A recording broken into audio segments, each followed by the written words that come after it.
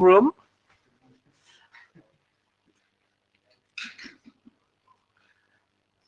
Please sit.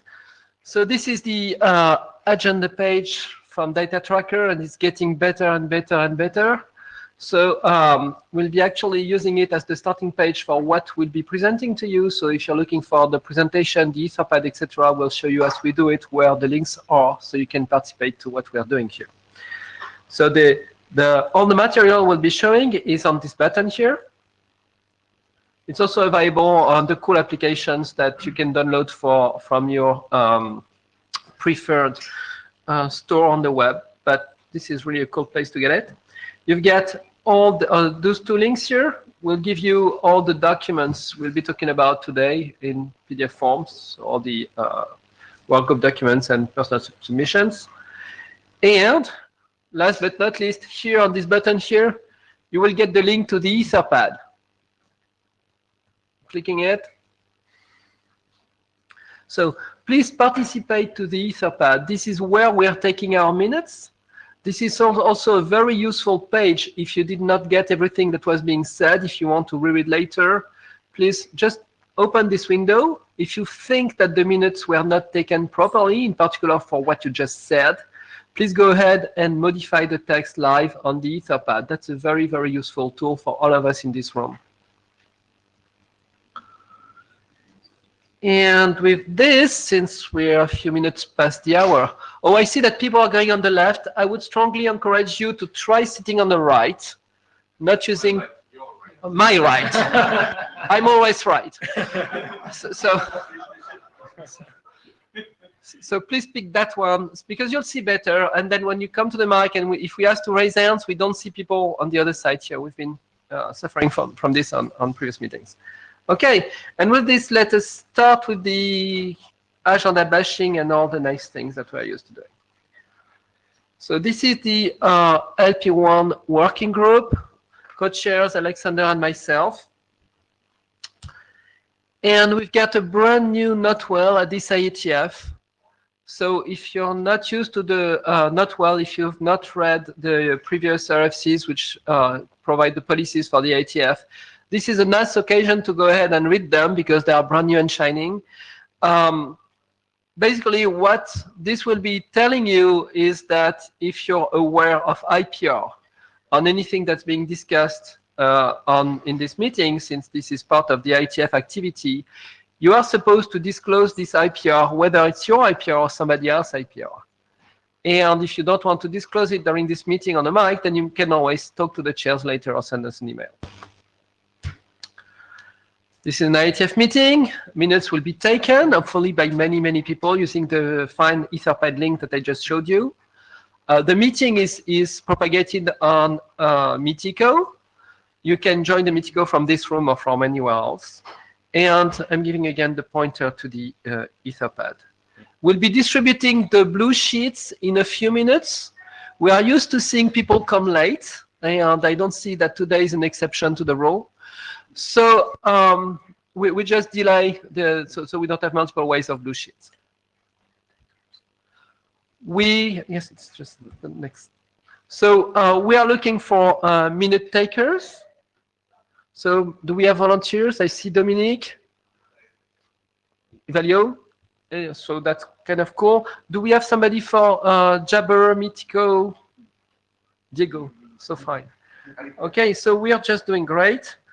So I just showed you where I'm picking the meeting material live. So I'll be going back to that page, and that's a cool place to get it. So here's our agenda. We have 2 pages agenda. It's quite full, but we should be okay. So we'll be Dominique will be presenting us the news from the hackathon. So there are incredible stuff which were done at the hackathon, and we are glad to show that. Then we'll talk about the results of the workgroup last call on the overview document, and Stephen is there with us to present this. Then there is 2 sets of slides for one, or actually 2 documents, but the set of slides don't really match documents. So we'll be talking about the static header compression document, which has a fragmentation part, and that will be presenting to us by Carlos. And then Anna and Laurent will be talking about the chic compression. And that SHIC compression actually spreads 2 documents right now, the SHIC for IPv6 and UDP, and then the CoAP piece. And maybe we'll discuss at some point if we need to reorganize that a little bit, because the CoAP document has grown smaller and smaller. And then Diego will introduce to us a new work, which is extending the SHIC to ICMP. We'll have a little bit of time for Yang for SHIC, and Laurent will be showing that to us. And then we'll have quite some time to discuss the rechartering. We left the last 5-10 minutes for news from IEEE by Bob. Bob, if you can hear us.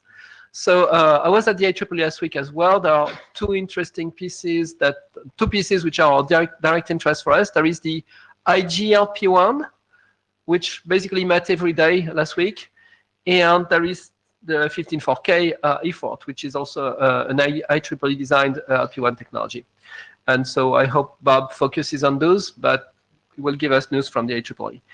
I would strongly encourage, and I see that Juan Carlos is with us, to extend this idea of giving us like a short news from the world about things which are happening in other body like LTN.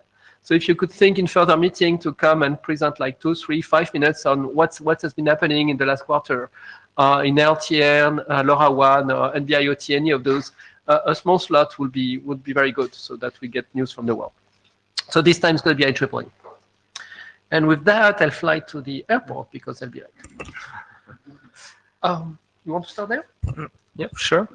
So this is a short refresher of our charter and our milestones. So we were formed in almost less than a year ago with 2 main charter items. So we have the baseline technology description and overview document, and we'll be talking about this in the beginning of this meeting, and then the technology drafts, and then the drafts that are actually dealing with the compression and the fragmentation. In our compared to our milestones, so we have most of them are we got them on time. We're with slight delay on the others, so the Lpwan overview document and the compression and fragmentation mechanism, but we're pretty well on them, and right now you'll see why. So we had from the start a very ambitious, challenging, very challenging charter, and basically, we have to deliver everything in less than a year. We're actually pretty happy with the development of and with our advancement. So we had a design team that met and that really accelerated the things. And before the last IETF, everything. Most of the stuff were cleared out, and since then all the work has been happening on the mailing list, and it's very open. So here is the deadlines that we had initially. So with the overview document ready by April, then the SHIC for IP-UDP by May, and CoAP by June. So I would like to have a special thanks to the group and to everyone that has participated, because we had a very active work during the past 3 months. So we had 6 interim meetings, and I would really like to thank everyone. So people did marvelous work. So we could advance really rapidly. There were a lot of things that were done. So the Lpwan overview document, we started a working group last call in June, and since then there were a couple of minor comments where they have been addressed, and we'll see. We'll have the presentation from Stephen that will give us the results of this, and we will be closing the last call very soon. The SHIC IP-UDP document is advancing really well, and in the very near future we'll go for. We think that we'll go for last call, working group last call, and I hope to have more news from Carles and from Anna on this point. So that's where we are with our charter and with our action points. And I'd like to give you just 1 minute overview of a report of a meeting that happened yesterday. That's called the Yang of Things. And this meeting actually is the place where the constrained world meets the management world. So it was a side meeting. The room was full, a lot of interesting discussions, and the takeaway for this is actually that for the next IETF we'll have working implementation, and we'll have all that is necessary for the COMI protocol. And as you know, the COMI protocol is the one that we may be using for configuring the compression contexts. So that's a thing that will come. Right now we have the compression mechanism, but we need a way to configure the contexts. So it is a work to look for, and I think it will be that we are right on time and we have all that is necessary. So with this, Pascal, we should. So with this, we'll move to the first presentation for this meeting. And our first presentation is the Lpwan overview. So let's see where we are with the Lpwan overview. So we're done. We have completed last call on July 4. We're done for this working group, not for the IETF, but we've completed the working group last call on the 4th of July. So the document is now officially independent. And Alexander Pelov here will be the shepherd, and we are now fixing the review commands, and the document for INO is pretty much ready, minus a typo or two, but we are there. So we'll do the shepherd write-up and ship this document real soon now. That's where we are. And so, Stephen, if you will. Oh, there was the hackathon. Oh, that's. Oh, yeah. Okay, I'm sorry. It's Dominic first in the agenda. So, Dominic, if you will. While Dominic is coming up, can you just submit a update to the milestones so I can approve them? So just to keep the times update. Yeah, thanks. That was actually a question. We'd like to have the milestones up to date. So we'll submit. Suresh. Yeah.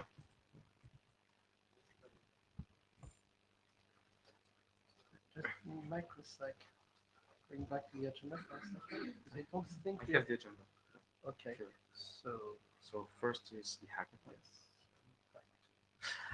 Okay, so before actually discussing the Lpwan overview document, we have so there was a hackathon that was organized, and Dominic is kind enough to present us all the things that were achieved. Okay, good morning.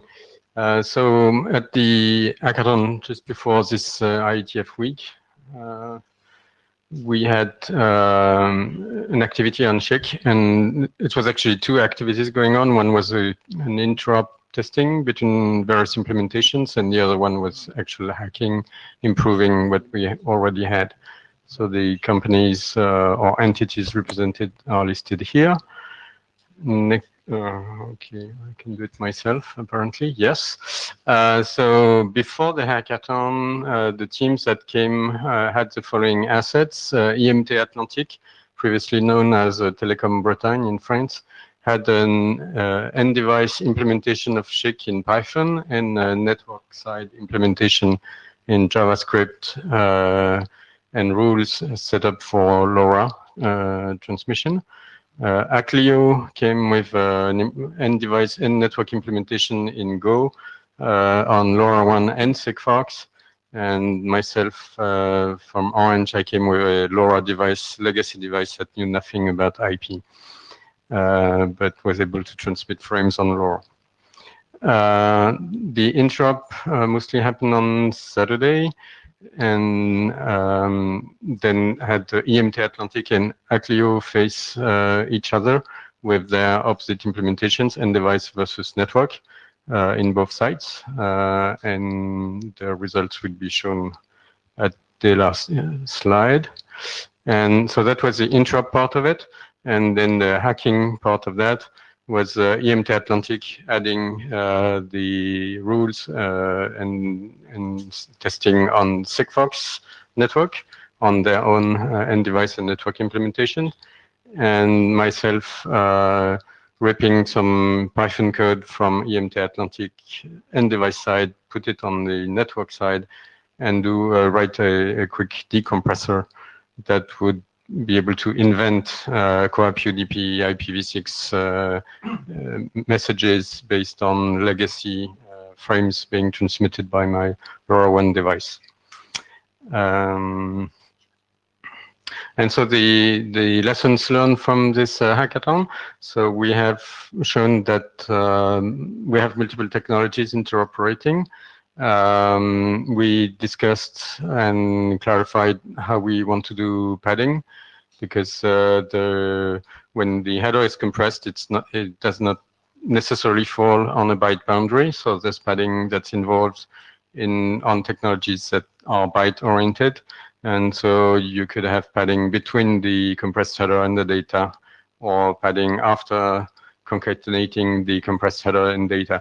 And in some cases, you would have two paddings. And so the decision was made to put padding at the very end.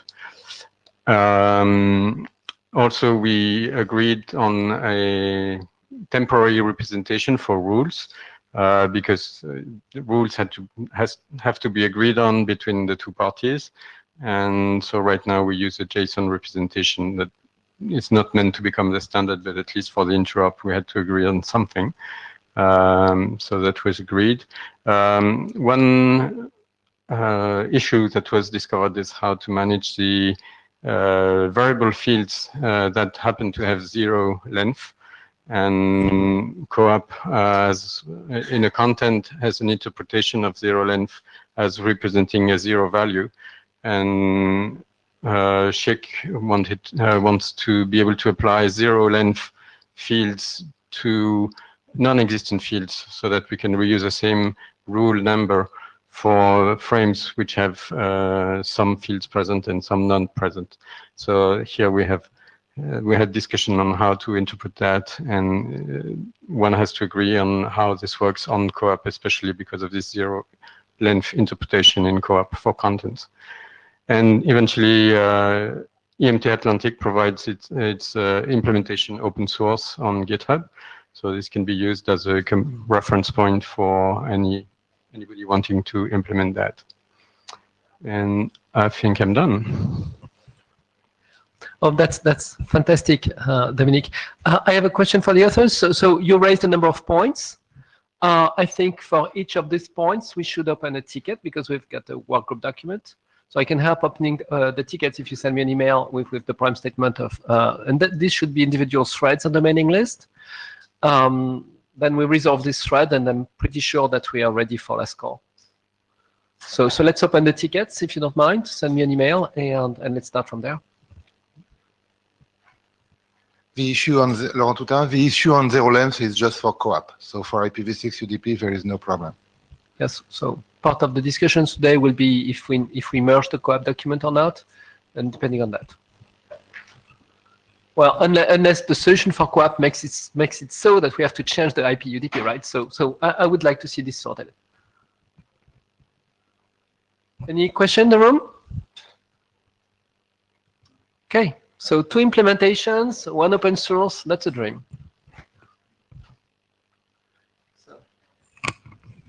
Okay, thank you. So right now we actually move to the Lpwan overview from Steven.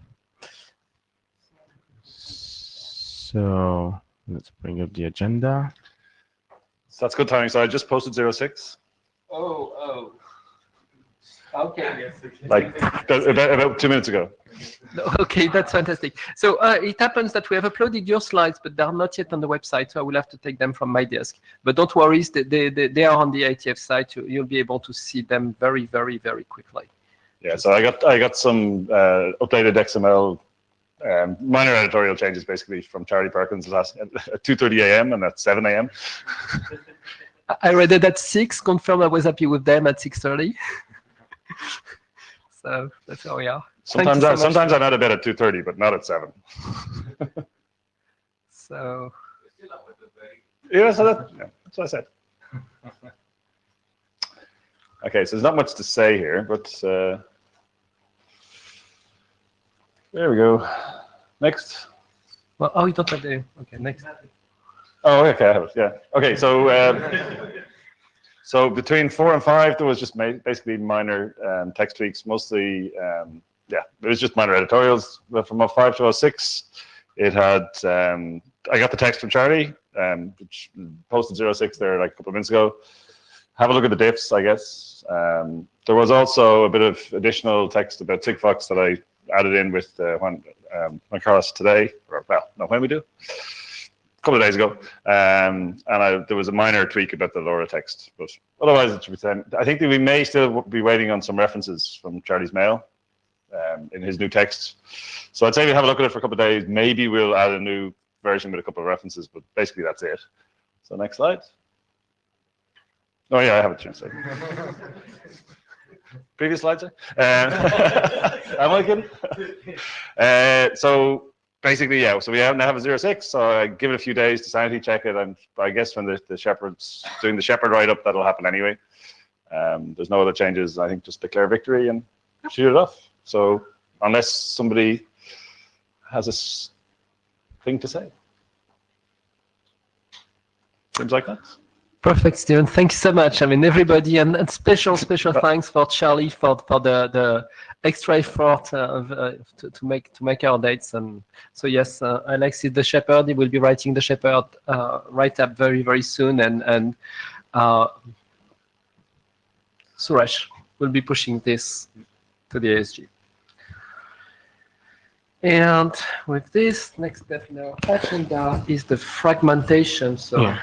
Carlos, if you can please show up. Oh, yeah.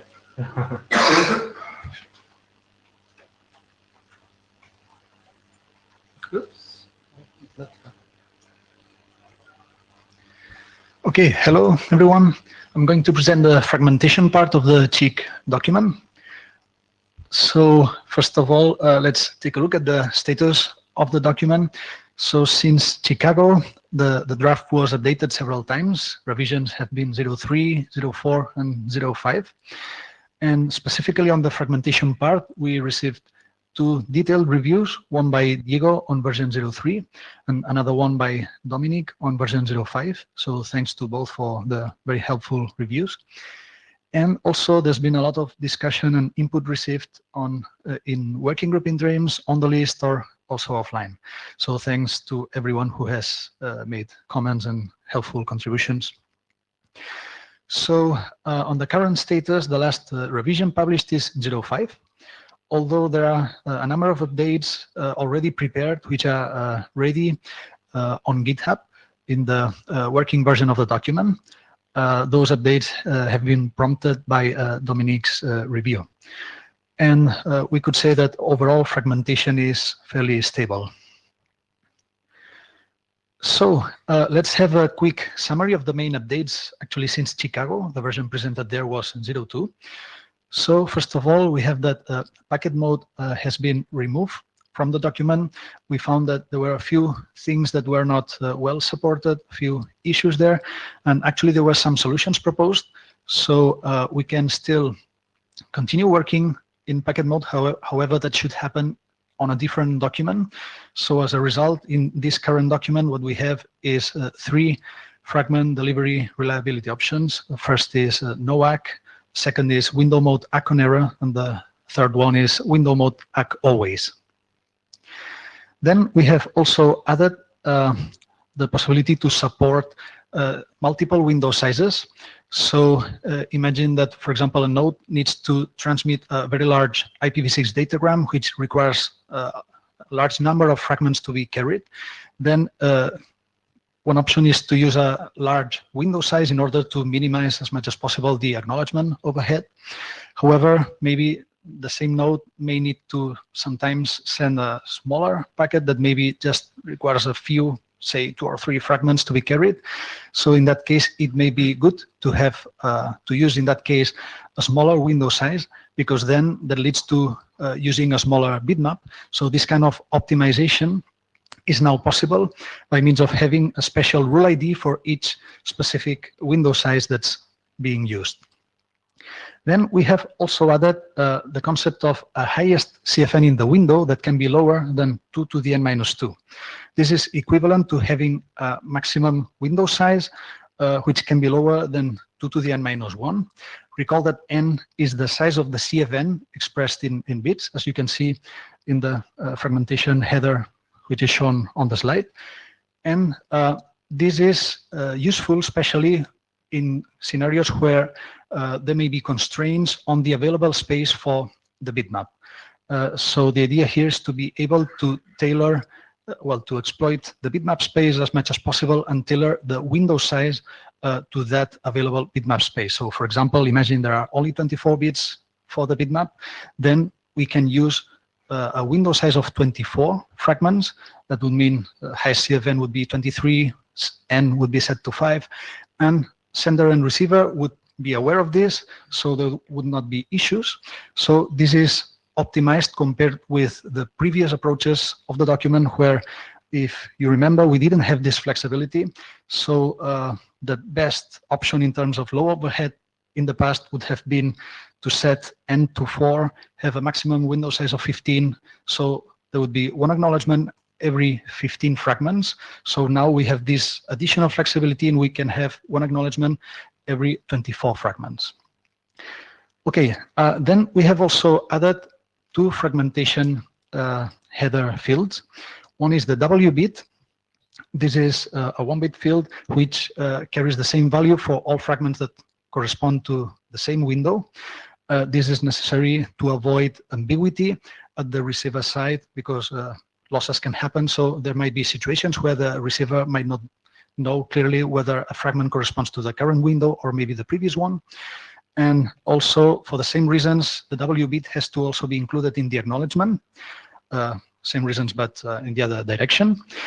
And on the other hand, the second field is the datagram tag, in short, D tag, which is actually optional. And if present, it carries the same value for all fragments that correspond to the same IPv6 datagram. So the purpose here is to allow interleaving fragmented IPv6 datagram transmissions. And if used, then the D tag field is also has to be also included in acknowledgements, so that the fragment sender knows what is being acknowledged, to which datagram the acknowledgement corresponds.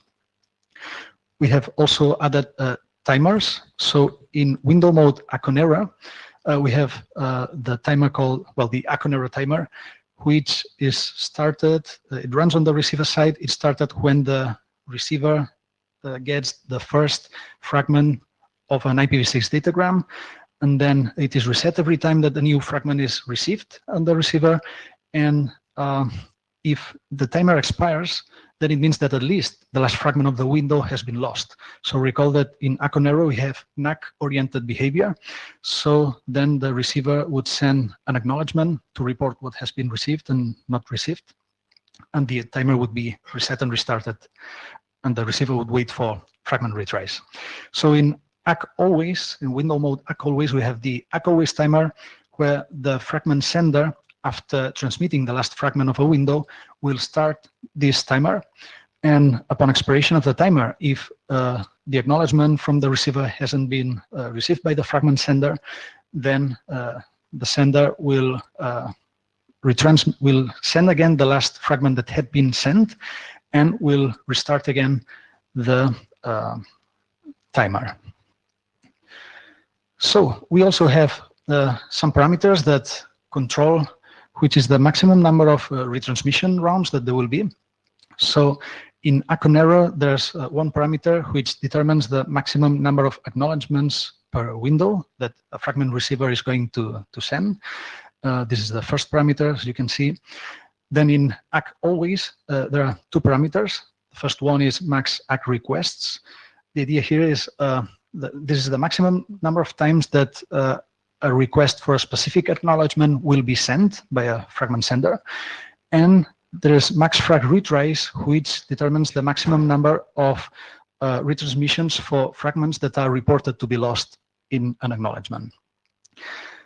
In addition, we have added the abort message, which is a special message which can be sent by a fragment sender or a fragment receiver in order to abort all ongoing fragmented IPv6 datagram transmissions. And this special message has also some corresponding special rule ID to signal it. And finally, we have added a particular section on downlink fragment transmission. So this is motivated by the fact that in some layer 2 technologies, sending a downlink data unit is only possible right after a previous uplink transmission. So if we want to send a downlink fragmented IPv6 datagram, then the receiver of the fragments may want to send an uplink message right after a downlink fragment is received in order to avoid potentially large transmission delays. So then, as I explained, the last version published is 0.5. However, there are a number of proposed updates already prepared on GitHub. And there are actually a number of updates. However, some of them are rather minor. So this is a summary of the main ones, possibly. So let's go through them. First one is important for terminology. We were using the term CFN, compressed fragment number. However, Dominic pointed out that this might be a little bit ambiguous because maybe a reader it couldn't be clear maybe for a reader whether what is compressed is the number or the fragment. So just to avoid this possible ambiguity, Dominic suggested to modify the term. So the proposed update is fragment compressed number. So unless there are objections, this would be like the new term used, the new acronym. Then the highest FCN in the window is actually a constant. So this was not so apparent in the previous version of the document. So now in the proposed updates, this will be more explicit. And also there will be a notation, a specific notation for this, which is proposed to be max win FCN. And also there is now an assumption that would be made more explicit also. This is for window mode Aconera, and it relates with the sender behavior. So the idea here would be to explicitly explain that an assumption is that the wait time for an acknowledgement in Aconera has to be actually smaller than the time required to transmit a complete window. So a sender would expect to receive an acknowledgement before the transmission of the next window of fragments. Otherwise, there would be problems with the behavior of the protocol. And this is something that needs to be carefully considered, especially taking into account the latency characteristics of the underlying layer 2 technology, among others. And finally, there's, from the discussion with Dominique, there is actually one outstanding question. He was suggesting that maybe we might want to define the use of max frag retries, this parameter, which is currently only defined for ACK always. The idea would be to consider whether this might be useful in Aconera also. So the reason why this is currently not yet considered in Aconera is that a fragment receiver will send an acknowledgement. By doing that, it will consume some resources, which may be expensive, and that is done with the expectation that then there will be fragment retries in response.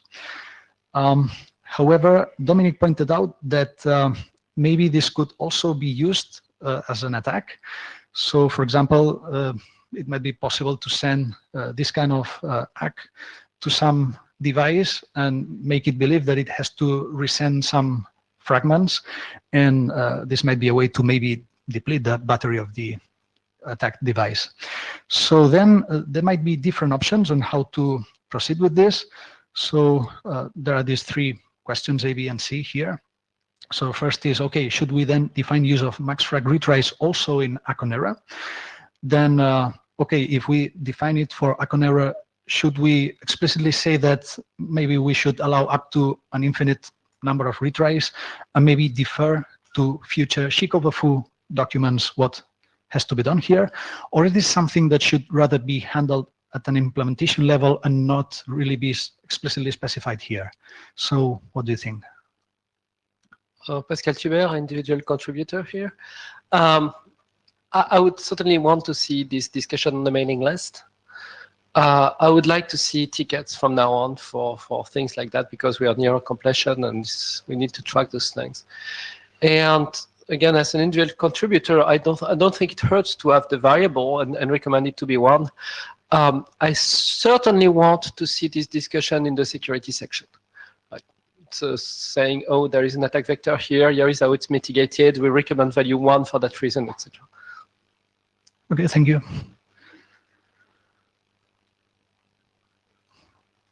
Actually, that's everything for this presentation.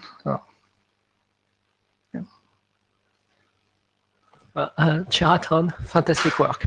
Sorry? Charaton, excellent work. Thank you so much. Thank you.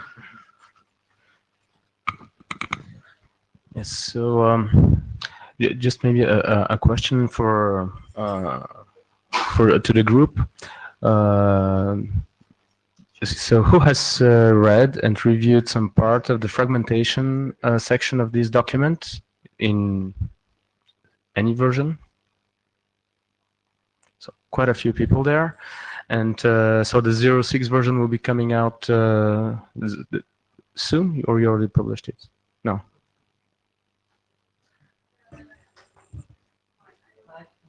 On the mic.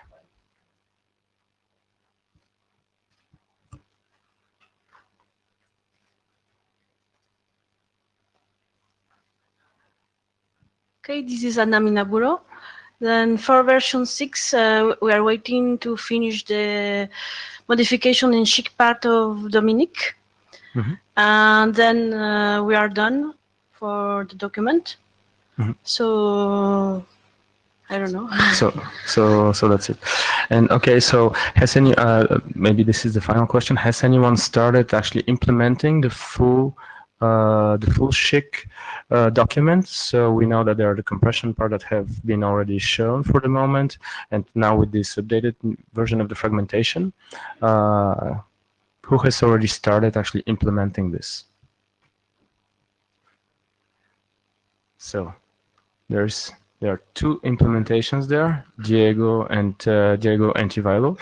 So this is one of the things that I would really like to see before we actually go into declare victory, is to have some at least some first version of code running, so that we are sure that we've, because by looking at the document and all the work in the presentation, for me it seems that we've solved all the big issues that are out there. There may be some minor things to fix, but the thing is working.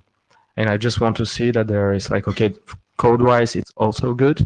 And then I'm pretty happy with the result. So. Yes. It's having one implementation is often quite good because it's just the first level of standard track documents. Having like on 3 with Laurent, and so 3 of them, 1 of them open source. I think we are in a great shape on that regard. So,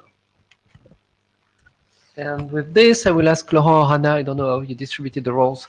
So, like I said earlier, the presentations don't exactly match the documents, because the fragmentation is actually in the same document as the IP UDP compression, which is most of the work for the compression, and then the COAP piece is a separate document.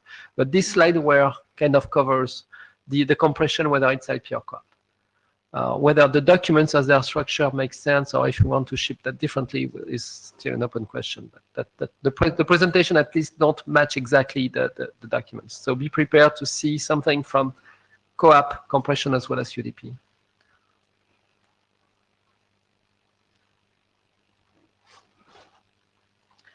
Okay, hello, I'm Anna Minaburo. I will present the update of the chic compression part of the chic IP and UDP draft. I want to thank Diego and Carlos over reviews that have already updated in the document in version 5. We are working with Dominique for his updates and modifications. So thank you also. One of the most important things between Chicago version 3 and today version 5 is that we define a generic framework. Then we work a lot of things. We take out things of the co-op draft to the SHIC draft in order to create a SHIC compression framework. Then we also generate and take out from the version 3.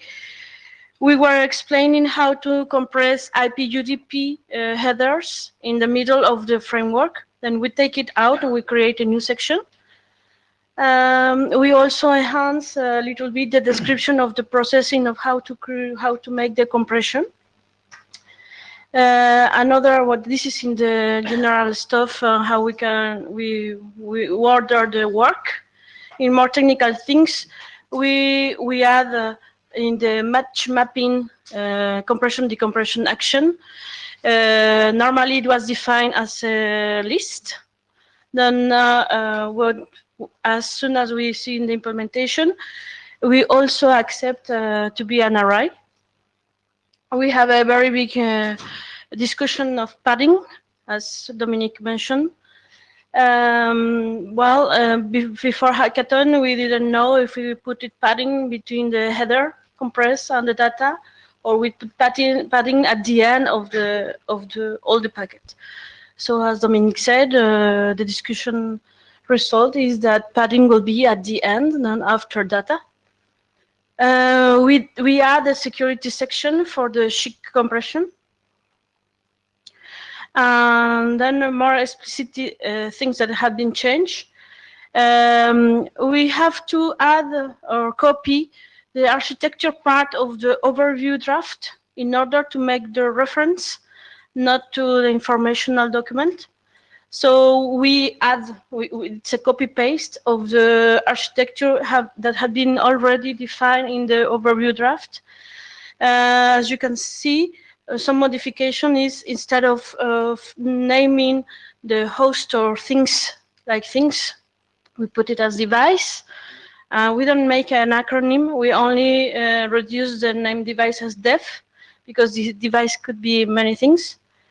We also changed the name of the network gateway. We add a W to make gateway in order to be more understandable. And in the application server, we didn't put application as an acronym. We do it also as a reduction of name, because it could be a server or an application, or then we leave it as a more open. What else we add? In order that we join the co-op part with the IP UDP, we need to add new fields in the rule. So we add the file ID, and it's a new column in the rule in order to name all the fields of the header. We add the position and the direction indicators, and we change the name of the compressor decompression function as compressor decompression action. So with this, we have the same description of the rule for any protocol. Another thing that has been discussed is for the LSB and the MSB matching operator, or LSB compression decompression action, how to send the length of the value. So the thing is that for co-op, a co-op define a maximum number of 1024 bytes.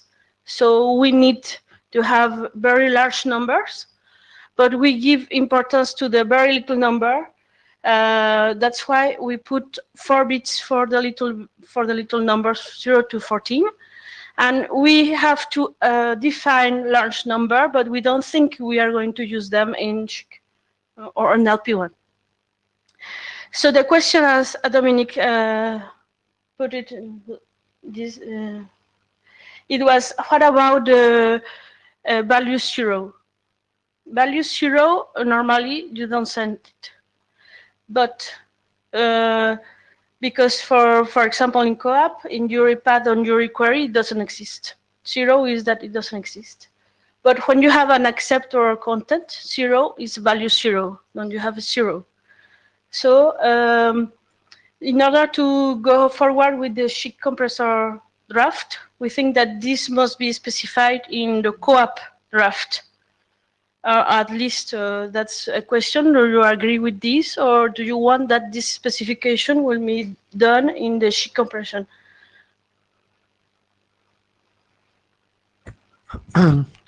Pascal here. My feeling is that we'll still discover stuff we need to do in addition to this document. So either we hold this document forever, which is a bad idea, or we stop somewhere in what we described generically, and we still need to keep some room for new ways in the forthcoming documents.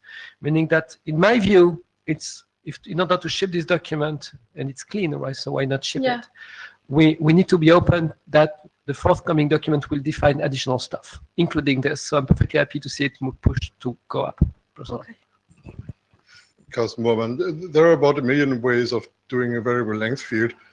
I'd love to have at least some rough idea of why this 1 or 3 or 7 byte thing, 1 or 3 or 7 nibble thing is the thing that actually makes sense. So at least a little bit of thinking about probabilities of certain values and so on may be useful. The other observation is if your code space includes length values as well as the absence of the field, then just use one of the values for the absence of the field. So you could use 0 for the absence, 1 for length 0, 2 for length 1, and so on. So that need not be a problem. Of course, you need to define how this mapping works, but that is indeed specific to, for instance, Core. Okay. Can we have a ticket on this? Yeah. Okay. One remark about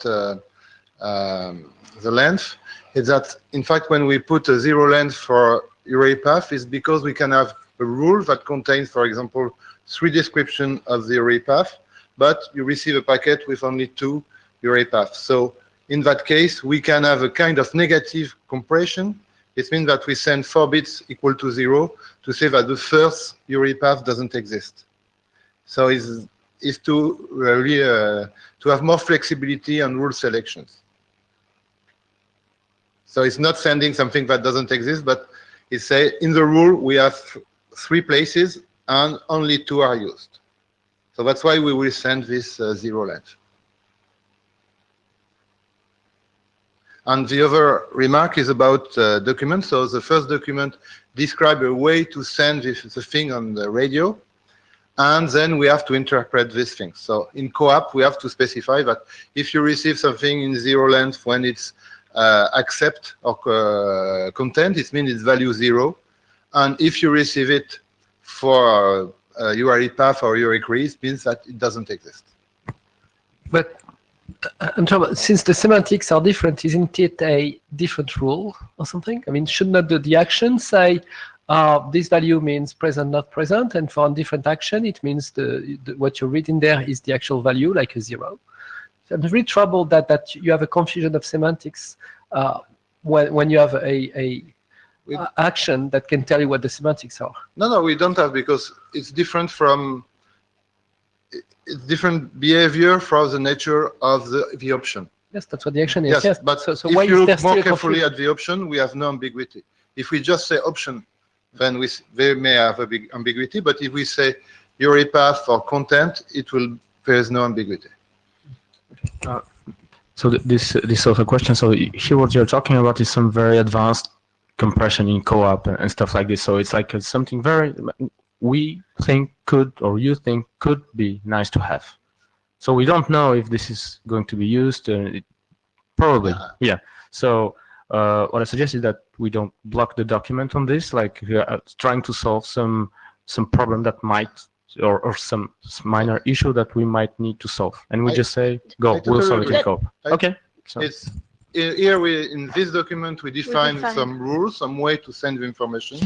And in co-op, we will define a way to interpret this information and try to optimize it. Yes, I certainly don't want to delay the document for something like that. But since we have a solution on the table, which was just proposed by Karsten, let's open a ticket. Because if we now know that there is a value 0 for empty, and then a value, everything is -1, and 1 means 0, that's a perfect solution for the problem. We have time before the working group last call to just discuss that on the mailing list. And if it's better, then we ship it. If we don't find anything, but we know we can solve it in co-op, then we ship the document and we'll solve it in co-op. Okay. Okay, that's it. Thanks. There are more questions? Thank you. Well, then again, congratulations for the work.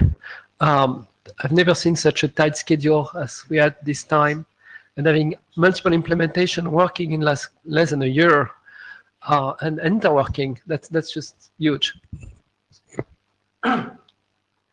Okay, so I continue with another document which is ship for co-op. So the first one is defining the basic rule, and we apply it to IPv6 and UDP. But for co-op, as we have said in previous meeting, it's more complex because co-op is asymmetrical. You have variable fin length. You have a lot of things that are different from statical things from UDP and IPv6. So what's new? First, I apologize, but for the document, nothing.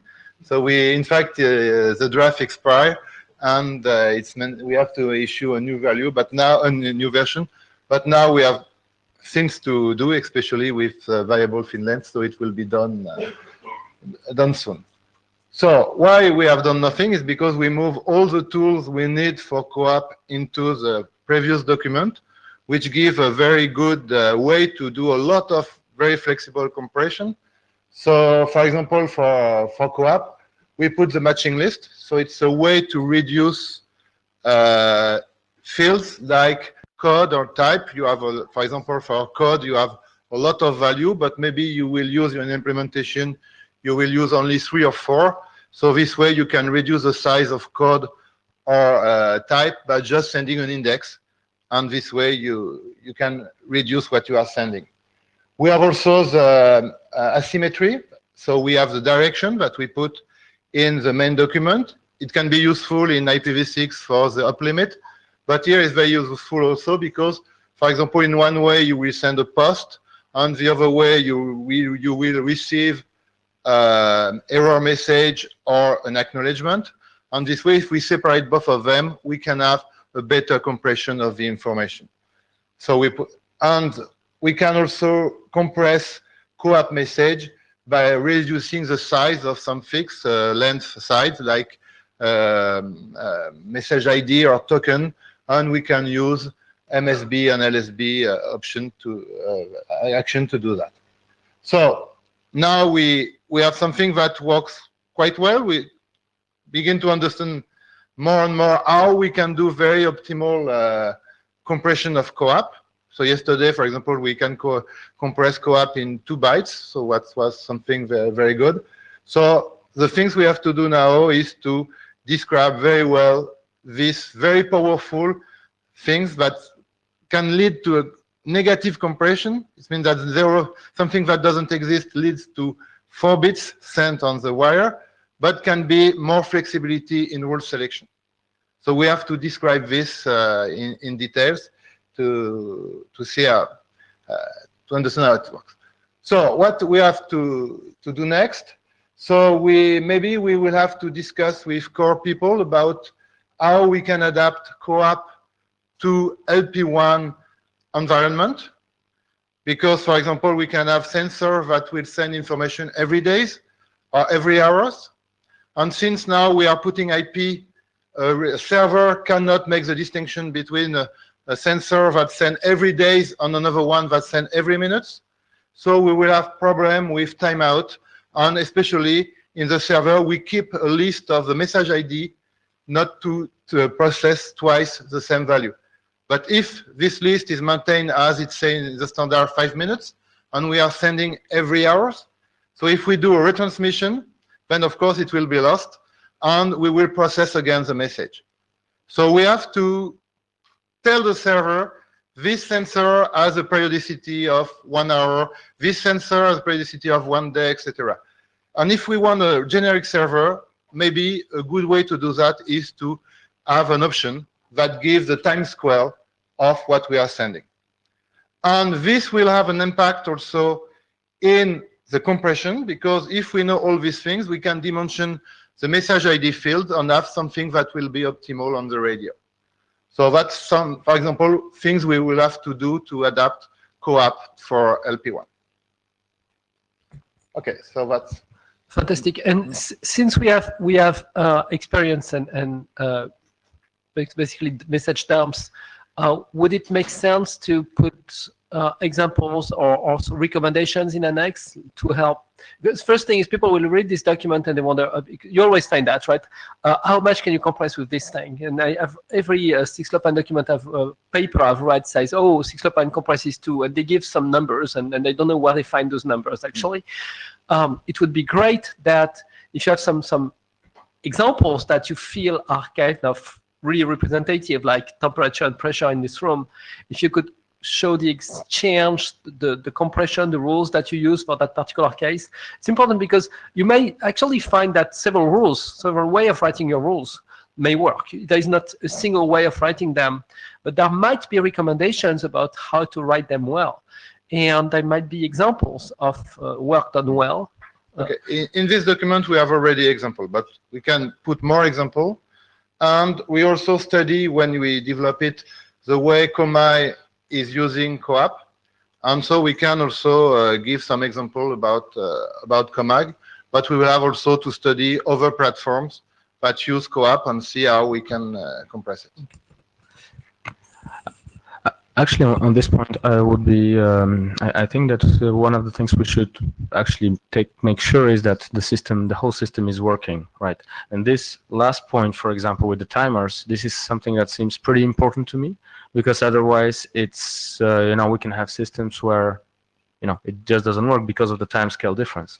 So this is one point that seems very important, and I'm not sure if you have other things that you have identified that need to be fixed before we can, or need to be addressed before we can say, well, it's ready to be deployed, and with the time we'll get more and more and more feedback on what are the rules and how we can do this efficient compression. Yeah, so, but do we have to do this on Lp1 or in core? That's the question, because we cannot put everything on this document, because we will discover new need for new option. And if we add a new option, it's not a problem on the SHIC mechanism, because it's very flexible, and we say, okay, now in the rule you have this option times 12, for example, and it works. So it will not influence the compression. It's more the behavior of co-op server that have to be more generic, take more diversity of source of clients. So that's the question. Yes. So I think that here one of the points is you're right. So if we're defining a new co-op option, then we know where this work should be done. So in core, then the question is, of course, Karsten, how are you feeling about this? And are we going to how do we define here and we specify, okay, we want to have this option, and then we move to core to actually do the work, or Well, you are in luck. We have a working group meeting in 1.5 hours. So if you can maybe generate a little bit of slideware to motivate this, we can discuss it right there, I think. Well, we have experienced this kind of problem before. So in the constraint space, all the typical defaults for timers do shift. So for instance, we had to do something to DTLS to make it work in the constraint space. So this is not a new idea to anyone in the room, and I can imagine putting this information into an option may be a good way to inform a peer that is not necessarily on the very constrained network, to understand what the other peer is experiencing.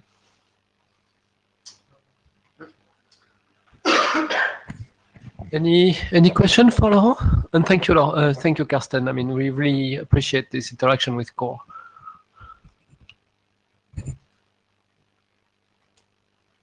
So the next presentation will be Diego on the ICMP compression.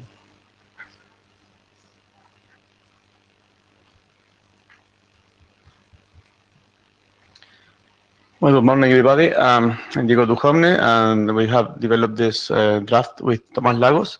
Lagos is the editor of this draft. And there's also an implementation of this draft working, which is open source, which the link is on the last slide. So our idea is a new draft, this is the new contribution, and is to define a way to map ICMPv6 compression, of course, and SCHC compression. And the thing is that we have done some extra work trying to reduce the number of bits used, just reducing the bits on the rule ID field, since we have some freedom to use it. Okay. So the fields the packets we are compressing are the echo request, the echo reply, root solicitation advertisement, and neighbor solicitation network advertisement. So the things we're missing still and that we're working on are redirect compression, and to analyze the rule performance. Yes, please. Now, just to say about the reuse, reuse of rule ID field, you put a semantic on this field, or? Yes, you have added information even on the field, on the ID field. Because it's something when we design SCHC, we don't put any semantic. We don't even know the length of the field. Okay. So it's very difficult to apply a semantic, because it will be SCHC over foo that tells you use this size or this size, but the generic document doesn't precise anything. So I may understand it's not allowed to do that. For my opinion, it's not a good idea. Okay, but since there was a phrase there was some freedom to reuse it. Okay, but let's discuss that. Okay. So just a question, a follow-up on this. Is it clearly stated somewhere that we should not have any semantic on the rule ID? I don't remember. So I think I agree with this, and I think we should add this. So because with future documents, people, I think that there will be this natural way of, okay, well, what if we do this? It's like, no, this you can get something random here, and it should still work. Okay, but we have done it in this version. Okay, there are 7 bits we have saved because of this. Anyway, you can keep a static value of the ID field, the rule ID field, and then push all these bits to the payload. It's okay. Actually, thank you very much for actually identifying this, because I think it would have been not a very good thing to move on with, and then maybe a year later to find out that people are actually adding semantic. So that's actually a great thing. Okay. Thanks. So for the time being, we are going to explain what the semantic is, but maybe after the definition of SCHC, then we change that. Okay. So we separated we just named all the bits, just that here. Okay. And for each of the bits, we have given a number of values. Okay. So we separated which is the next header field. Okay. Of the next field is the UDP. So we have reserved for this. Okay. 128 addresses.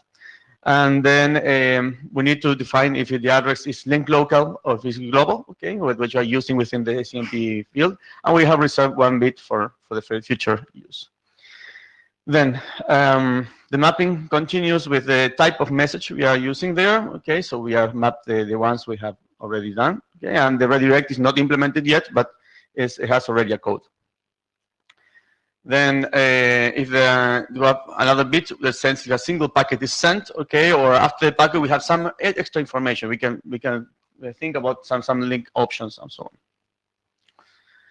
So talking about the echo request and echo reply specifically, okay, then this was the generic header, okay, this one for the echo request and echo reply.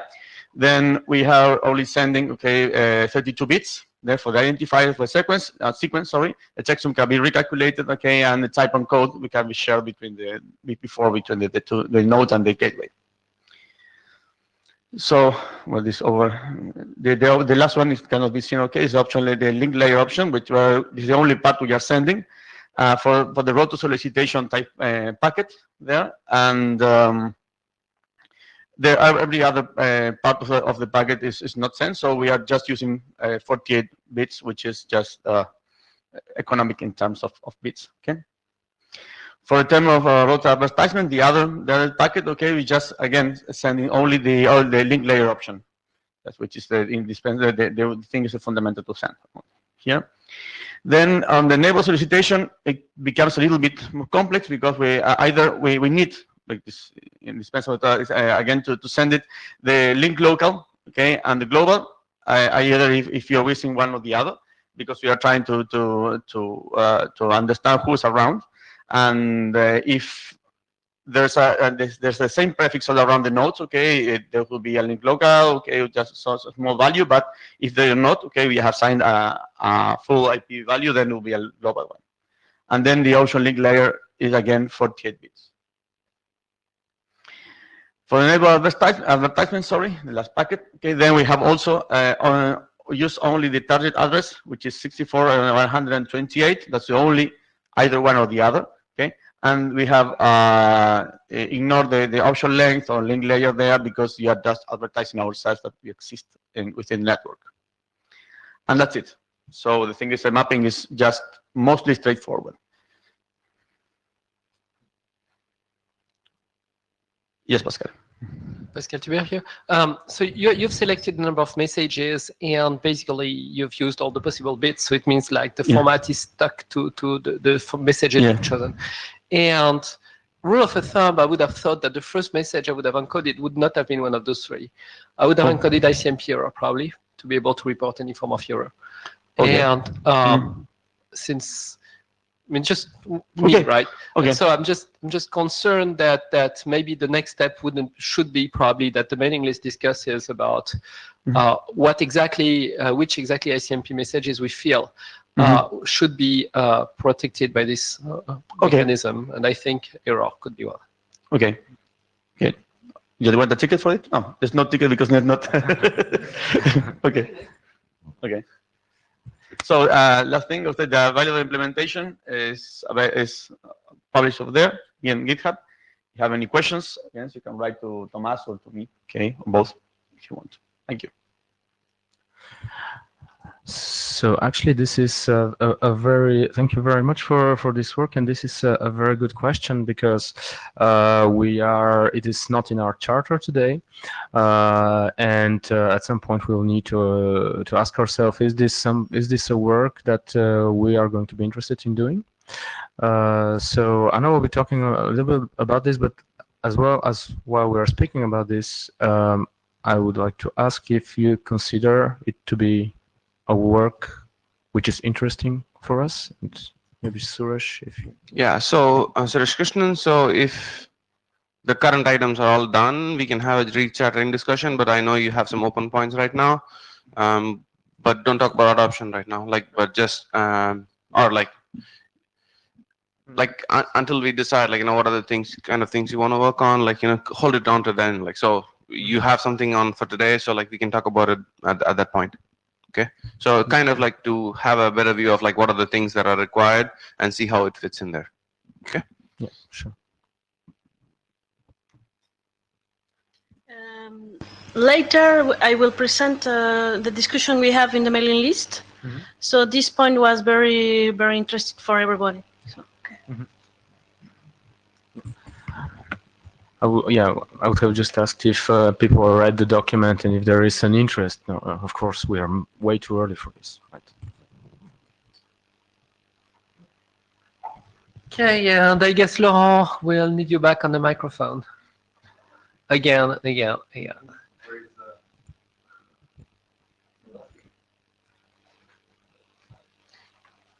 Okay, so that's something that is very old. So it's a very old document that is when we started working on CHIC, so we issue this document. But now maybe it's time to think again to work on it. So when we design the rules, in the document we don't say any way to implement it. So we have one way is to use JSON, but it's not very efficient. And another way will be to use YANG. And so this is an attempt to do that. So in the rule design, as Anna showed, we have different fields. So we have different rules. So it's a list of rules. On each rule, we have a list of fields, and we have some value that will be well known.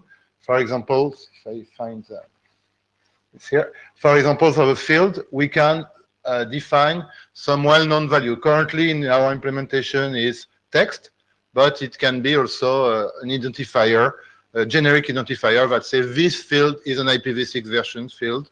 This field is a co-op array path or something like this.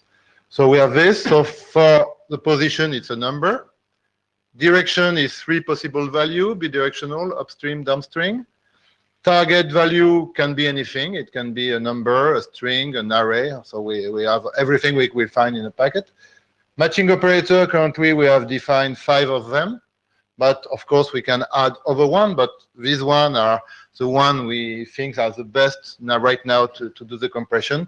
And same thing for compression, decompression action. We have a list of action that we can apply for compressing or decompressing. So it means that it's, so as I say, we can use JSON way to represent it. But here, for example, this is a rule we use for the hackathon. It's about 2,500 bytes. So if we use some technology that sends only 100 message a day of 12 bytes, it will take 2 days to send this word. So it's not quite efficient in LP1 technologies. And of course, what we need also is to do partial updates of patch. It means that we may change, for example, a source port because a node will change its source port, or change a flow label because a node wants to specify a flow label, or all these things. So we need a way to signal it and not, of course, send everything on the radio. So that's why Young could be a good candidate for, first, because we can have a compact and unique representation for some of the fields of the rules. And also we can have compact representation of the exchange between the node, the device, and the compressor in the decompressor in the infrastructure. So, for example, as I say, we can have, for example, a network gateway or a compressor that will assign an IPv6 prefix to the device. So it's a kind of neighbor discovery, or a very small neighbor discovery, and say you have this prefix. So then checksum and all the things can be done on this value. And the device can assign or can tell the network, I am using this port number, I am using this destination address. A node may change the destination address because you put an update on the node. So we need all these things. And what can be done also is to have something compact, is that this rule can also be compressed using SHIC. So we have something kind of recursive. So we have to define that in Young. So in the first document, we made a rule. So this is about the same rules, but it updates with the new version of the rule as Anna has shown.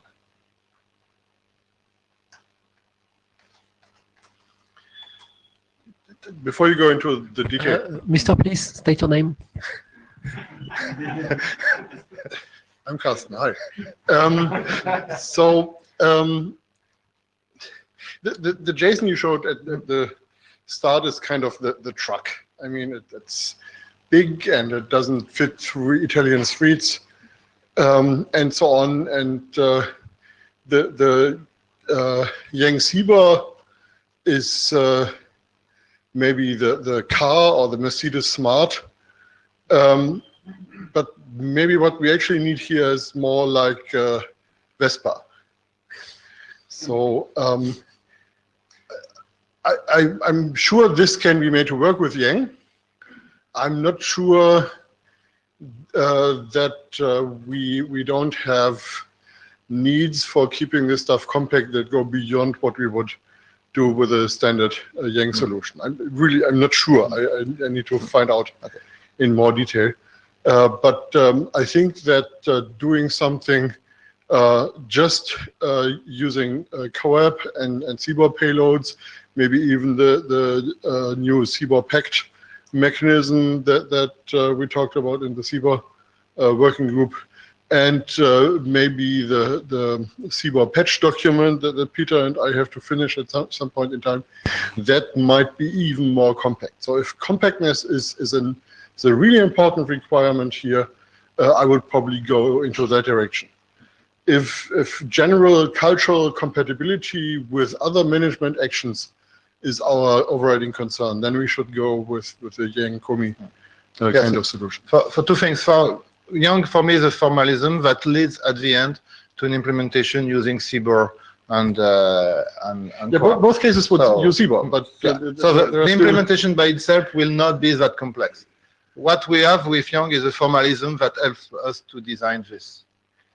Yes, but if we use Yang, I think there is a certain expectation that we would use the Yang CBOR. Or do you want to do a second CBOR encoding? Oh, it's Yang CBOR. Yeah, and what I'm trying to say is we can go way beyond the level of compactness offered by that if we know exactly what we want to do. So Yang is kind of the general thing that works very well, and yes, you can transport a sofa in a Mercedes Smart if you have to, but maybe we need a Vespa. So Alexander Perov. So yeah, these are like 3 points here that are really important, and this is why I think that Yang is the right tool to use. So the first thing is, as Laurent, that you said there, is that it actually provides the semantics, that it actually says, okay, I mean, JSON, this is just a representation, right? But you still need to know what co-op.code is and how, that IPv6.version, what it is. And right now you have it like in a text. So Yang is the formalism. It's the formal way that you describe, okay, there is a model. So there are these fields, and I expect here to, at that point, to have this type of value and so forth. Then you have, as Karsten said, you have the Yang to CBOR mapping that actually allows you to map this thing to CBOR, to something that is very, very efficient, right? And then you have the protocol bindings that come to COMI, so that you actually are using patch and fetch. So this is already in COMI.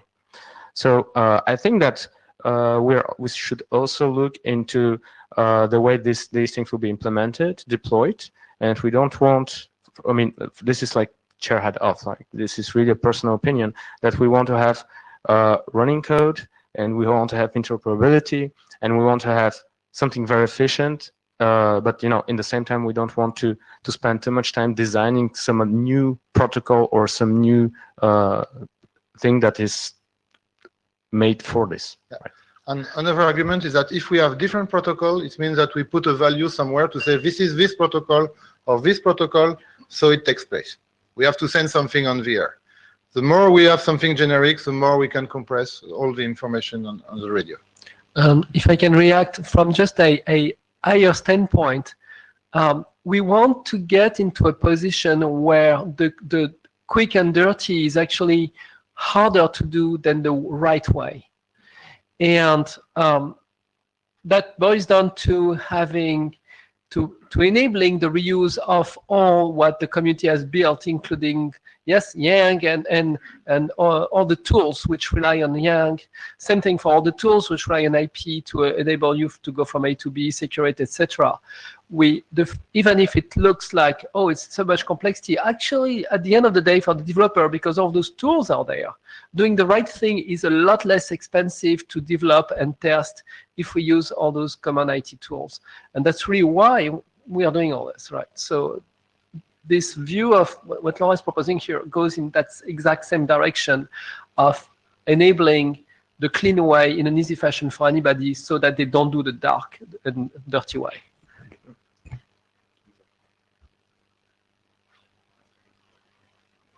Any other comment? Thank you so much, Laurent.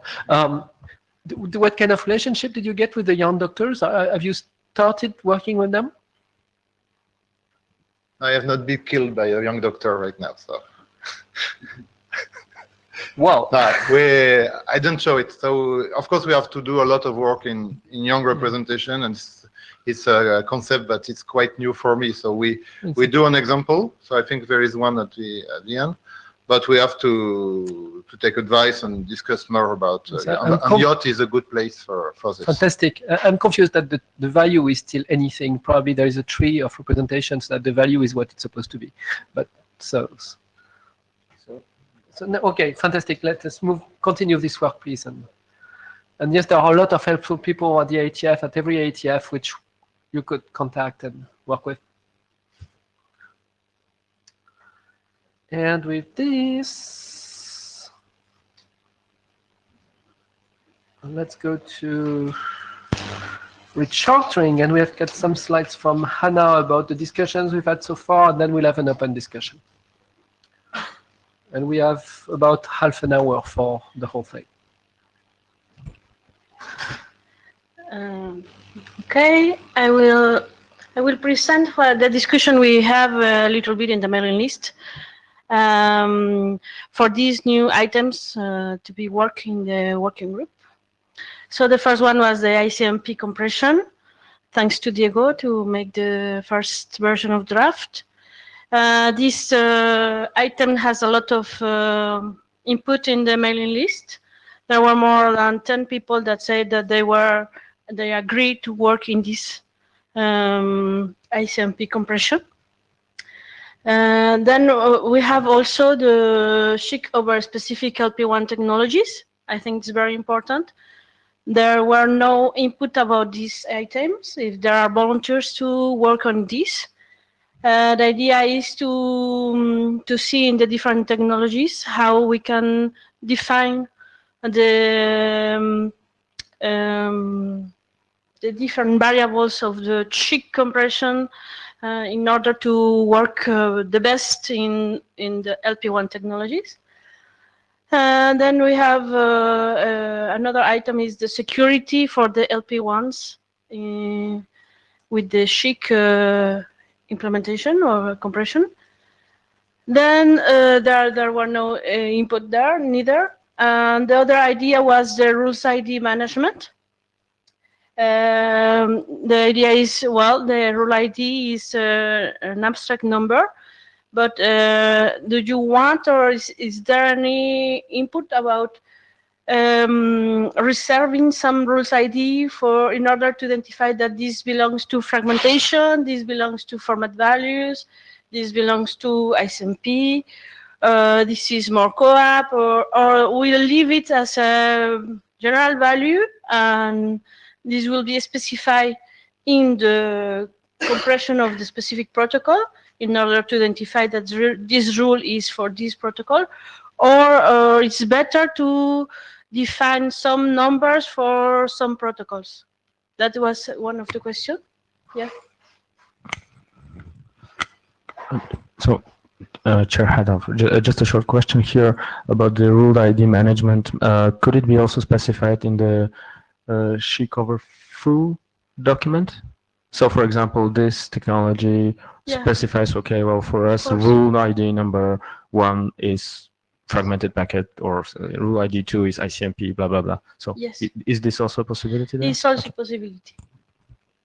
If I can react to that, I'd rather separate the informational description of a particular technology, like the nice draft that we have today, with something which could become normative and could be very small, but which we say, oh, let's focus now on setting those parameters and let's make that a standard track RFC.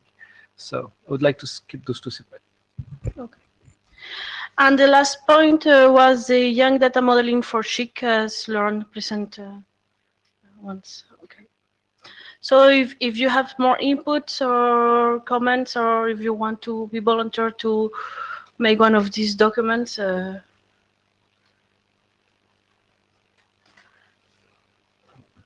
Sriganda Valley.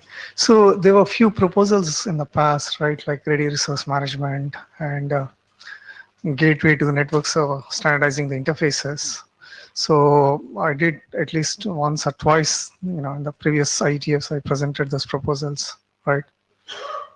Again, just to list, one is radio resource management on the gateway, right? Defining the objects, right? Irrespective of the protocol, but identifying the radio elements, right? Information elements that need to be managed. That is one work item, right? That is from deployment point of view, that is extremely important aspect, right?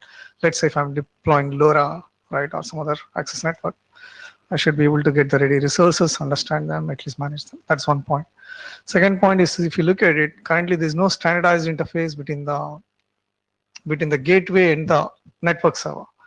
So if you change the network access technology, LoRa to Sigfox, pretty much they have the same issue. Fundamentally, there's a sensor, there's an access point or a gateway, and then there's some aggregation function, onboarding element, right? So this in between, if you can standardize one interface and which we can support multiple radio technologies, I think that will be of immense use. Essentially, industry will really greatly benefit from an interoperability point of view. Even within LoRa, Alliance is also not defining that standard, right? So this is a great opportunity for IETF to standardize that. So those are my two, proposals. I would really love the technologies on the mailing list or what to react on your proposals, in particular the latter one, because that request, I would like to see it coming from people who will actually will deploy those things. I mean, do they see the same thing as you do? I mean, I really appreciate your view, and I would like to see if to get more people joining in and say, yes, it's a good idea. Right. I'm not just saying this on the mic, but I also, to be fair, I presented those proposals twice. So this group knows now. I would like to see the discussion on the mailing list and people, because we have the technologies are being represented in this group. So I'd like to have this discussion on the mailing list and see support for this idea coming in to the help. Sure. Thanks. Suresh Krishnan. So, Sri, you proposed it, right? So, do it again, right? At that time, the working group was not chartered to do it, so you need to start that process again to get this thing done. But there's two things I wanted to say. First thing is we need to figure out what form this is going to happen. So, is it going to be a standard stack document or informational stuff on what somebody else does, right? So that's the first decision we need to make if you want to go down this path. If there is interest, right, are we going to just document the stuff that other people do? For the overview stuff, right? We decided we'll document what other people are doing, about other technologies. That's one thing. Second thing is we had a very good relationship with the other SDOs, right? Going, and I want to keep it that way. So we don't want to be stepping on the turf and doing things for them. Okay. So we need to have an understanding from the other SDOs what their plans are. So would they like to come here to the IETF and do the work, or do they want to do the things themselves, right? And that might lead to choosing, let's say X of the SDOs, some subset says yes and some subset says no. That might lead to picking a different set of technologies than the overview for doing this work, right? So that's also something we need to consider, because for example, Sigfox might decide I've done this, right? And they might just decide to put it here or not, right? And stuff like that. So I want to be very careful on how we do this relationship, because we're not having formal liaisons or anything most of the case, except IEEE. But I want to be a bit careful here, chartering work. But I'm willing to do it if there's a community. So she gets the ball rolling, and then we figure out there's people to do. Then I'll make sure that the other SDOs understand that we are interested in doing this work, and then I'll go from there. But I want these three kind of steps to happen before we get in that area, because that is very, very technology specific stuff. And as Sri says, there's stuff that's in common, but we need to figure out if we are walking into a party uninvited, so yeah. Thanks. Yeah, thanks, Suresh. Only one comment is, if you look back on the cellular side, the GTP is what, we never managed to, push, mobile IPv6, because GTP was deployed already in the 2G stuff, right? So here we don't want LPWANs to go that route. At least IETF can do something here. That's what I mean, it's very important that you raise exactly what you said on the mailing list, and I would love, we'll ask for people to react from the various technology. We have several vectors to actually show interest. Well, it's too late for the overview, but there is a gap analysis in the overview. And then there are the individual documents, and then there's the mailing list. I mean, there are multiple ways by which the individual technologies can actually support what you're saying, or say no, I don't know. I mean, we need to see, right? And now if we see a converging interest, I mean, that's exactly why we're here. Thanks.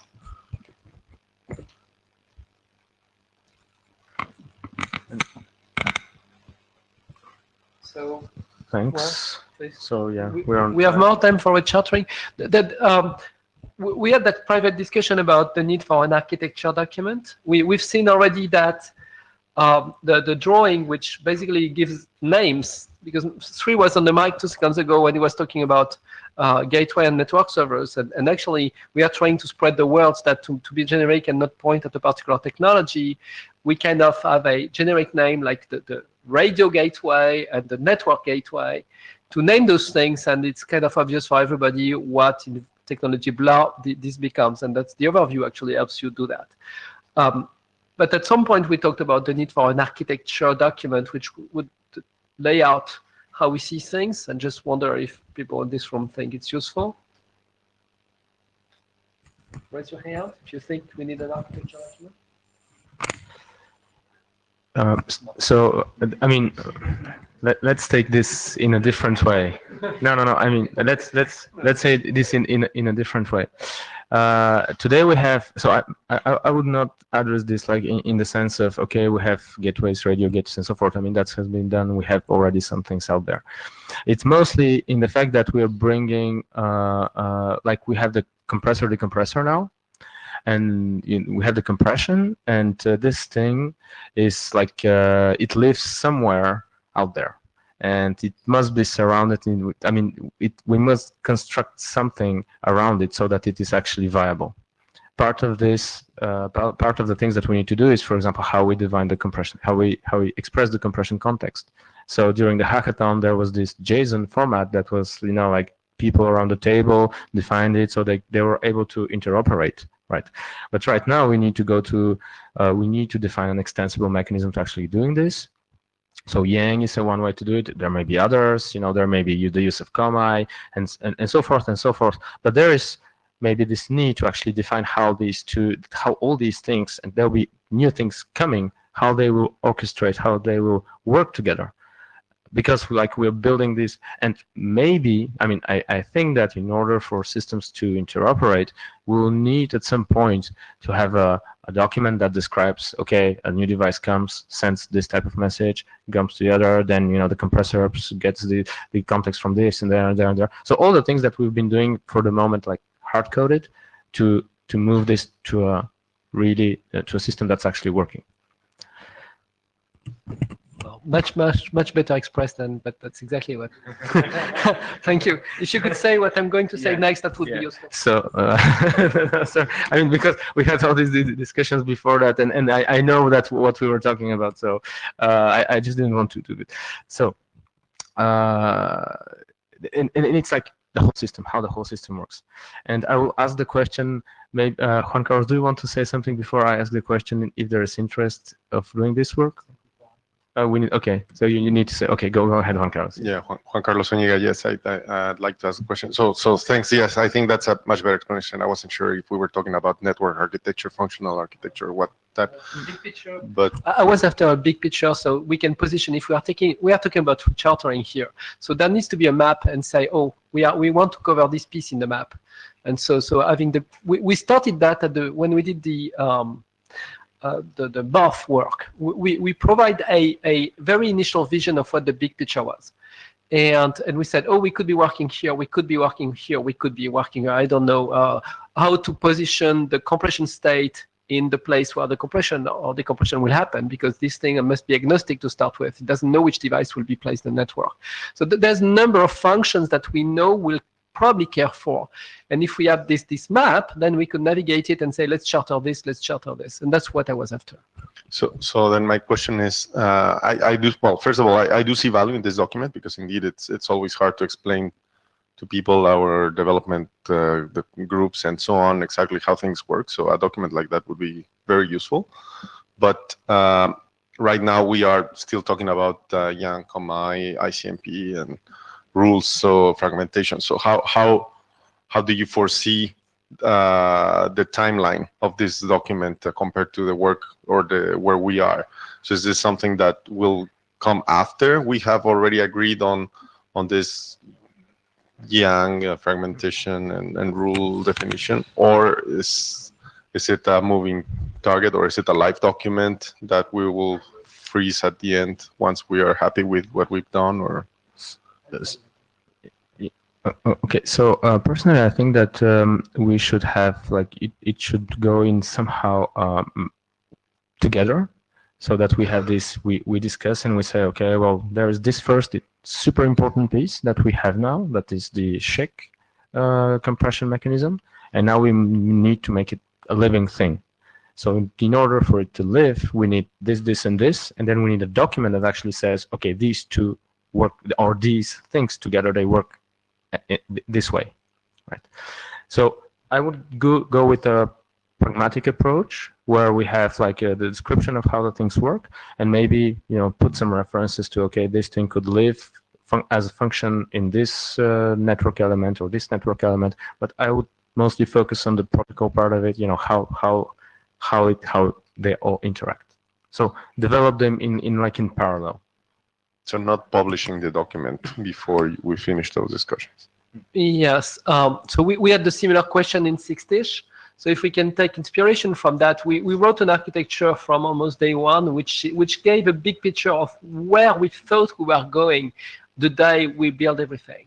And obviously, we had only half of the protocols or less than that were needed for this big picture. But we didn't know that whether we would build the big picture all the way. And this has been effectively a moving target. And we have been saying, oh, now we found a way to do this. It's going to be that protocol, for instance, the joint process that we are building.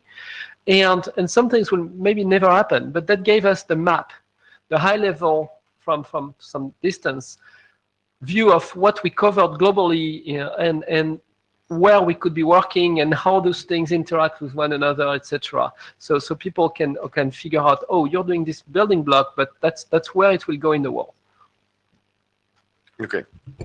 So while you're still on the mic, actually, I would like to get back to this list of things that that we discussed, and that people say, okay, that could be interesting to work. There's some interest. So you as Sigfox, as a technology provider, which one of these elements seem important to you, and things that we should be looking more for future work? Well, the list is pretty comprehensive. I think we have already discussed this. I see value in most, if not all of them. ICMP definitely, SHIC over FU, sure. Security, I'm still puzzled about what exactly, because here it says everything, and I specified security for SHIC. And so I think we need to dig more into what exactly it is before I could say yes or no. The rules ID, I'm open to discussing whether it falls into SHIC over FU or it's an independent. And the Yang, for sure. I mean, we've been having this discussions on the Yang of things, and I think it's extremely valuable to open up. Plus, of course, this architecture or high-level description or functional description, etc. document. Okay, so we can count on you for a SHIC over Sigfox document? Yes. Okay. Okay. Anyone with some more on this list, or some items that we have not discussed? Any further thought? Okay, we'll continue on the mailing list certainly, and so we'll probably start threads on those items and try to get support echo from like Juan Carlos from other technologies, and then we'll go and propose rechartering items. I wanted to ask, so this is a question to our AD, Suresh. So how do you see from here, given that we need to update some of the milestones, we're pretty much on target with a lot of them, but we need maybe co-op and these things. How do you feel we should address?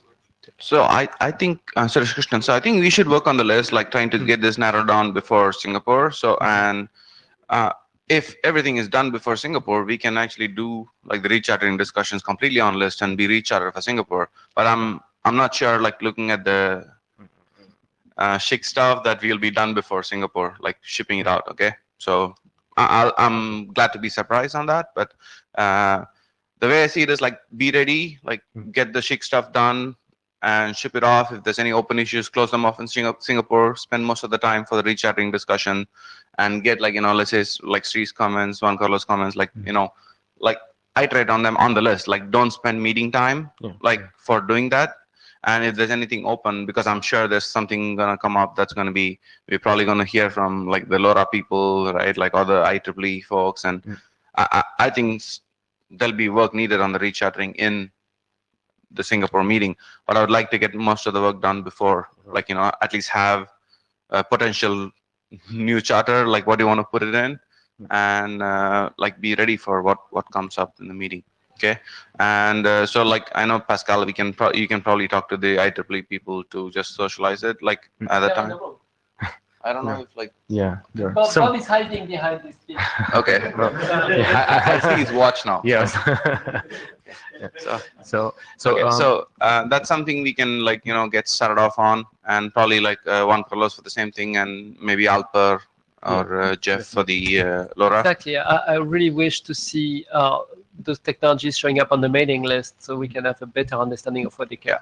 And I think the 3GPP piece is like kind of missing, because like Auntie is like not like doing this continuously, but I'll try to like dig up somebody like from 3GPP as well to take a look and comment, because if you miss like one, like then they're gonna do a different thing. So our idea of like doing like common thing doesn't really happen if we miss out like one of the major technologies we picked before. So as I said, like get started off on it, as long as it doesn't draw away resources from people who are writing the documents and reviewing the documents. If it doesn't take too many cycles, start it off now if you want. Okay, and on this, so if we manage to ship when we ship the IP UDP SHIC, and maybe we delay a little bit the co-op SHIC because we need to go with the co-op option and all these kind of discussions. Is this, do you consider this as sufficient for, if in November we have the IP UDP SHIC and say, okay, co-op, we know we have a milestone at the end of the year or something like that? Sure. Update the milestones, right? And I'll approve them. Like you guys have made like great progress, right? Like, and I know it was aggressive timelines. I know you're a little bit late, but I knew you would be a little bit late, right? Because the numbers are like crazy already when starting off, right? So I think it's pretty good. Like you made great progress. So just go ahead, and I think we can manage like one document pending from the previous charter. And we were chartered to do like one item, so like it ended up being like multiple kind of, but it's okay, right? Like, but we can have the discussion after. But I don't mind having the rechartering discussion now, like before Singapore or at Singapore. Okay, thanks. And with this, Bob, since I managed to grab your attention, I think you're going to be the next on the boiling plate. So, Bob, if you might. So I was lucky enough to be at the IEEE last week and attend the interest group Lpwan, which has met every day, and it was a really great sessions that we had. And then there were also a number of discussions about 15.4K, and then there is the general activity on Wi-Fi, etc. So there's a lot you can tell us about, Bob. Thank you. Okay, got some slides on 15.12. I'll give you a little verbal on LPWA and the revision of 15.4, because we're endlessly doing revisions, sadly. Well, maybe that's good news. We had a number of goals in Berlin, opening report, of course, but the important stuff was we had a large number of presentations this particular go around, including detailed discussions on PDE, MMI, MPM, pass-through, et cetera, et cetera. So in terms of a general status update, we were looking at various format issues, like where should L2R IE be inserted, and how should discovery be done with L2R, one of the major conclusions out that they are independent. We haven't arrived at a full disposition on that, but they don't have to be considered in combination, which I suppose is a good thing. And then in terms of where should L2R management be situated, we decided that should be in the application layer and in 8.15.12, the management functional block. So And then we kind of looked over and tried to develop a list of generalized management functions. As you can tell in 15.12 right now, we're really trying to get it fully organized. And I didn't include the detailed functional diagram, but you can go find it on the IEEE document server. So in terms of data plane operation using 15.12, we kind of worked through an example based on 6LO. I won't go through this in ad nauseam detail, but this sort of describes the flow through the system, so we really could understand how the process worked and whether anything broke. And we think this is the general direction. So if anything spots anything haywire here, this would be or at least by September would be a good time to speak up. In terms of the management plane operation, we did discuss enabling configurations from the higher layer protocols. Specifically NetComp, COMI, and IOCT control and need for remote configuration. We discussed how to identify profiles. So just this was a lot of generic stuff. And then an eye chart for those of you in the back of the room. We did have a number of accomplishments. I won't say we completed a lot of stuff, but we made a lot of progress on the ranging protocol modules.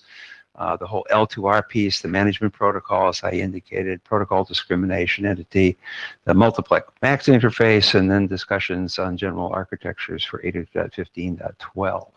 And I think that's the end. Oh, the continuing efforts are, as you might suspect, along all these lines, and we've identified forces. You'll see 2 blanks there, but I'm assuming, Pascal, you're in a couple of key figures, as you were in this last stuff for 6 Lpwan and 6 Tish.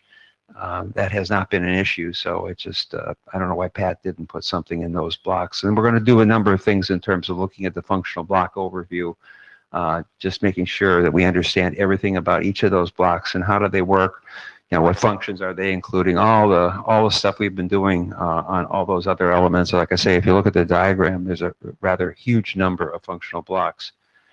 Verbally now on LPWA, I think the biggest thing I really want to talk about there, just, I think most of you are aware that in 802.15 we've had an interest group, which translates to a BOF and IETF, looking at LPWA sort of as a generalized thing as it applies to 802, seeing if there are other things within 802 that might be brought to bear on the problem of low power wide area. So it's been a very generalized study. It's not intended to replace anything. It's looking for gaps. And I think the most interesting thing that came out of the Berlin meeting was we looked at, and I say we, I think Jorg, did the majority of work on this, the suitability of various aspects. So there were modulation schemes, forward error correction schemes, connectivity, network topologies, MAC schemes, and encryption schemes. He did a really nice piece of work there that may be of interest, I think, to people here. And what I'll do, since it's an extensive amount of work and no way can it be covered in 5 minutes, it's very easy to go to the IEEE doc server, which is Mentor, and it happens to be document 17-451. So, and it has all the links in it and all that kind of good stuff. Can you please take it very slowly? So we'll make, I would like this number to be captured in the minutes. Okay. So document 17-451. This is an 802.15 document, so I should actually precede it with 15-17-451. So you're in the right place on Mentor. And if you're not a member of Mentor, you just get an IEEE web account. You go on to Mentor. You sign in, I authorize it, you get the document. So very easy to do. Lastly, just to very quickly. Sorry, just a question. Is there any, like, what is the license under which, I mean, it's available for everyone, right? Everyone. Yeah. Can we publicly available documents? Can we just put it on our repository? When you submit a document, you also, there's the front page of that says you forfeit any copyright stuff and stuff like that. So it's a thoroughly open public document. You have to ask nobody's permission. Oh, that's, no, that, I like this kind of copyright, right? No, but Yeah. it's really good. So that we can directly put it on in our document list. Yeah. So that's Yeah. Yeah, and then lastly, we just finished 15.4-2015, but we already have 5 completed amendments. We have a roll-up, so we're putting those together as a roll-up. But 15.4 has had growing pains, and there's a number of things that still need to be cleaned up. We're trying to be much more methodical on this go-around. And, I know there are things that might be helpful as far as 6-dish, 6-low, LPWA, and this would be the time. We're not fast tracking this. We're really trying to assemble something that really corrects or adds important things to 15.4. So this is just in the process of kicking off. So if you've got some stuff and you know somebody who's going, make sure you get those inputs in. Send emails to Pat Kinney. Whatever. There's a number of mechanisms, and if you're curious about any of it, just send me an email at bhiley@IEEE.org, and I'll be happy to make it a part of the process. So that's it.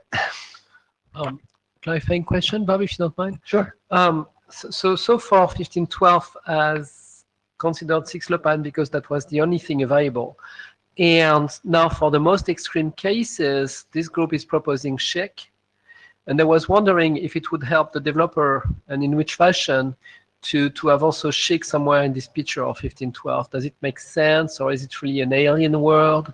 How should that be, or could that be integrated? And would that help? should be assembled in a presentation and made part of just the material that goes into the document. I said if there's enough agreement on it.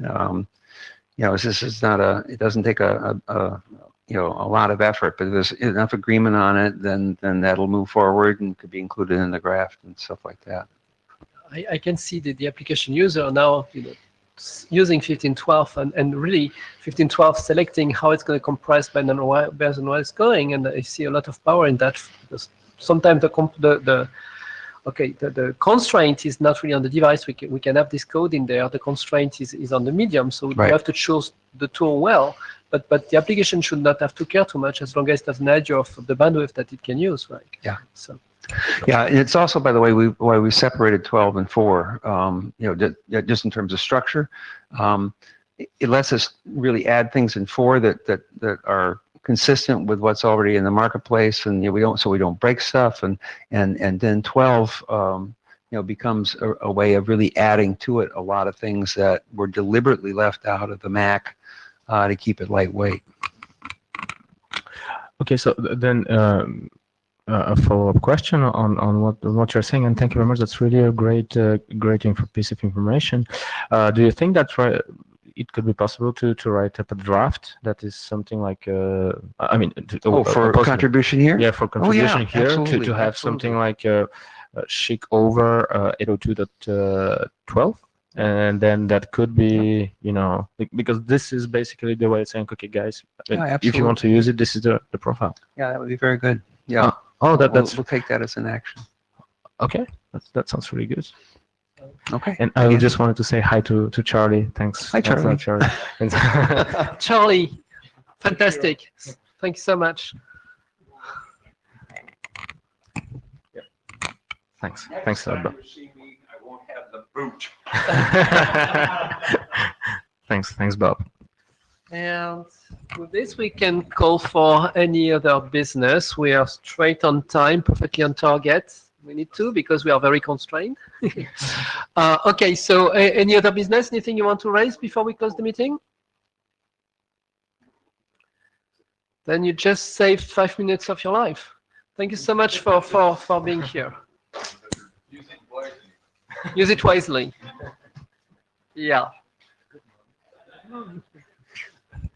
Okay, and if somebody did not sign the blue sheet, now is still time to do it. Blue sheets.